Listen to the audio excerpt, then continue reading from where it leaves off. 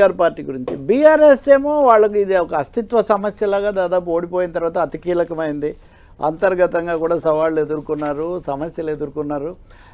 ఎంత లేదన్నా కానీ బీఆర్ఎస్ ఊపు గతంతో పోలిసి కేటీఆర్ మొత్తం భుజాన మీద మోసి ఒక దశలో హరీష్ కూడా కలిశారు కూడా, ఆయనకు వాళ్ళ నాన్నగారు దీనివల్ల వచ్చినా కానీ. అందువల్ల ఇది తప్పకుండా హోరాహోరీ పోరాటమే.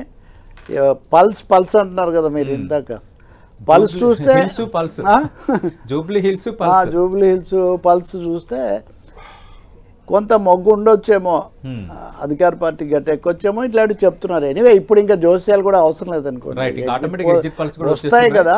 కానీ ఒకటి కదా, నల్లేరు మీద బండిలాగా ఒకటి తీవ్ర వ్యతిరేకత ఉన్న వాతావరణం అయితే కనబడలేదు. హోరాహోరీ పోరాటం జరగడమే ఇక్కడ సిగ్నిఫికెంట్. అంటే తీవ్రమైన భాషలో ఒకరినొకరు తిట్టుకున్నప్పటికీ కూడా ఎన్నిక మటుకు సంకుల సమరంలాగే జరిగింది.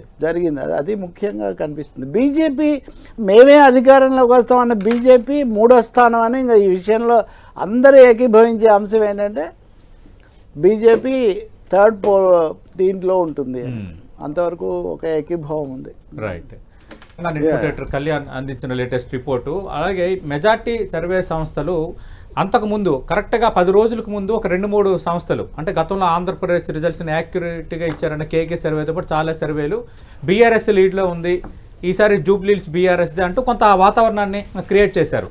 దానిపైన కాంగ్రెస్ కూడా ఆరోపణలు చేసింది. అంటే ఒక పాజిటివ్ వైబ్ క్రియేట్ చేయడానికే ఈ దొంగ సర్వేలని చెప్తున్నారు, ప్రజలు మా వైపే ఉన్నారని. కానీ కంపారిటివ్గా చూస్తే బీఆర్ఎస్ స్టార్టింగ్లో చాలా బలంగా కనిపించింది.